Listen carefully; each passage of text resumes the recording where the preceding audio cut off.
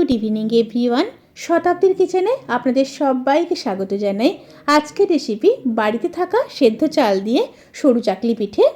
Perfectly জালিদার ও নরম তুলতুলে সরু চাকলি বানাতে গেলে প্রত্যেকটা পরিমাপ সহ step by step recipe follow করলেই এইভাবে সরু চাকলি সবাই বাড়িতে বানাতে পারবে এবং খুবই সহজ পদ্ধতিতে আপনাদের বোঝানোর চেষ্টা করেছি। তাহলে চলুন শুরু করা যাক আজকের এই সহজ এবং সুস্বাদু রেসিপি। সরু চাকলি বানানোর জন্য আমি কিন্তু বাড়িতে থাকা সেদ্ধ চাল ব্যবহার করেছি। আপনারাও কিন্তু বাড়িতে থাকা যে কোনো সেদ্ধ চাল দিয়ে এই পদ্ধতিতে বানাতে পারেন। এবার ধুয়ে নেব, 3-4 বার খুব ভালো মতো ধুয়ে নিতে হবে।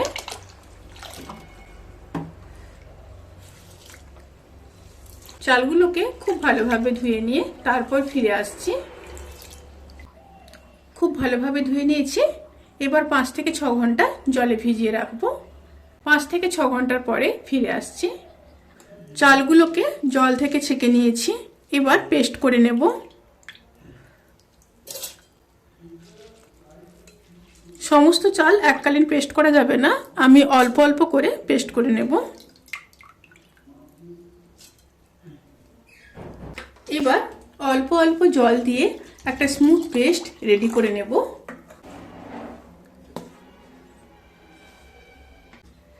পেস্ট রেডি হয়ে গেছে। এবার বোলের মধ্যে ঢেলে নেব। এইভাবে সমস্ত পেস্ট রেডি করে নেব। সমস্ত পেস্ট রেডি হয়ে গেছে। এবার দিয়ে দেব নারকেল কোড়া। এখানে একটা বড় সাইজের নারকেলের হাফ নারকেল ব্যবহার করেছি। সাথে দিয়ে দেব পরিমাণ মতো লবণ আর দিয়ে দেব 1 চামচ চিনি। এবার অল্প অল্প জল দিয়ে একটা স্মুথ ব্যাটার রেডি করে নেব। হাত দিয়ে খুব ভালোভাবে মিশিয়ে নেব। ব্যাটারটা কিন্তু গাঢ় হবে না কিংবা মিডিয়ামও হবে না। ব্যাটারটা যতটা পাতলা হবে ততটাই কিন্তু সফট হবে। খুব ভালোভাবে হাত দিয়ে মিশিয়ে নিতে হবে। চিনি আর লবণ যেন খুব ভালোভাবে গুলে যায় সেই দিকটা খেয়াল রাখতে হবে। ব্যাটারের ঘনত্বটা এরকম থাকবে। আমি এখানে 250 গ্রাম চালে প্রায় 750 ml জল ব্যবহার করেছি। পরিমাপটা ঠিক রাখলে পিঠেগুলো কিন্তু খুব ভালো নরম তুলতুলে আর জালিদার হবে। এবার প্যানের মধ্যে অল্প সাদা তেল ব্রাশ করে দেব।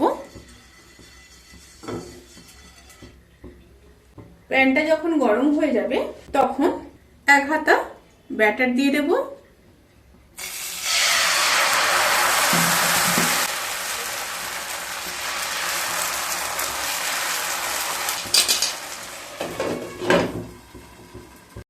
এবার হাই স্টিমে 30 to 40 সেকেন্ড হতে দেব।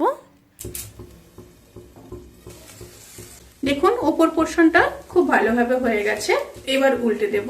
আমি যেই পদ্ধতিতে সরু চাকলি বানাচ্ছি সেই পদ্ধতিতে যদি সরু চাকলি বানান প্রত্যেকটা সরু চাকলি নরম তুলতুলে হবে এবং এইভাবে জালিদার হবে।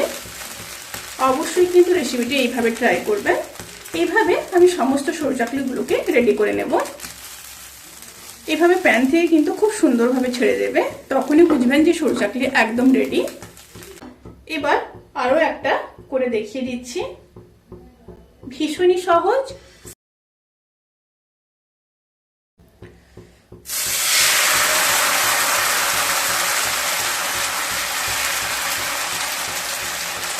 আবার ঢাকা দিয়ে দেব।